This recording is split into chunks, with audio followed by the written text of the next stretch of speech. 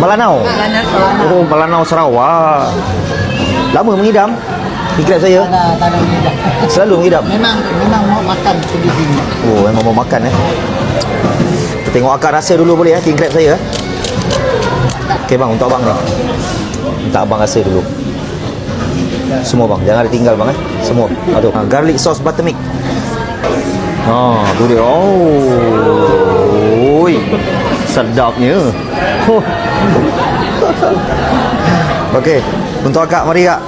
Okey. Ini khas untuk orang apa Melanau. Oh, Melanau Sarawak. Melanau Sarawak. Okey. Ni kak. Ni kuning. Oh, tengok. Bismillah. Aduh. Nang nyaman. Nang nyaman. Daun nyam. Daun nyam. Oh, itu bahasa Melanau. Tapi okey akak datang ini hari. Esok Raya Haji saya tutup. Oh, orang Sarawak mari. Ni bang, badan dia rasa lain bang. Nah, ambil. Ni kak. Rasa sikit. Okey, ni badan dia. Badan dia isi dia kasar-kasar sikit, sedapnya. Tak sama dengan tadi. Lain, daging dia lain ni. Tu. Ni sana kak. Ni. Siapa lagi tu? Akak tu. Okey. Nang nyam. Daun nyam. Oh, ni bahasa lain ni Biasa kalau orang Sarawak biasa dia cakap nang nyaman. 2,000 orang tengok. Ramai. Masukkan sikit ni. Sarawak ni. TikTok Abang Lobster Jangan lupa follow. Baik, nanti tinggal makan saja ya. Baik, terima kasih semua family daripada Melanau Sarawak. Terima kasih kak. Terima kasih. Okey, yang mana nak makan king crab yang 3 kaki 498. Nang nyaman. Apa khabar bang? Dari mana? Sini juga Johor. Kuala Lumpur. Baik, makan dulu bos Thank you dari Kuala Lumpur.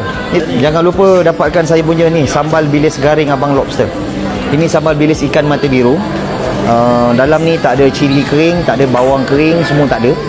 Okey, 100% berat ikan bilis mata biru. Cita rasa Malaysia, Singapura, Brunei dan juga Indonesia.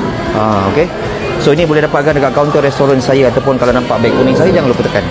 Kalau nak datang sini bukan setakat Alaska king crab, ada nasi lemak ayam, ada nasi lemak udang galah, ada spaghetti, ada ikan bakar, udang galah, sotong, ikan siakap, chicken chop, lamb chop, western food, segalanya ada.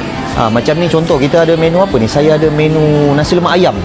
Ayam panggang dengan ayam goreng. Kalau belum ada rezeki nak makan yang baik-baik, yang mahal, boleh makan menu-menu biasa. Yang penting datang sini support saya. Okay guys, so nasi lemak lobster waste daripada 12.30 tengah hari sampai pukul 11.30 malam.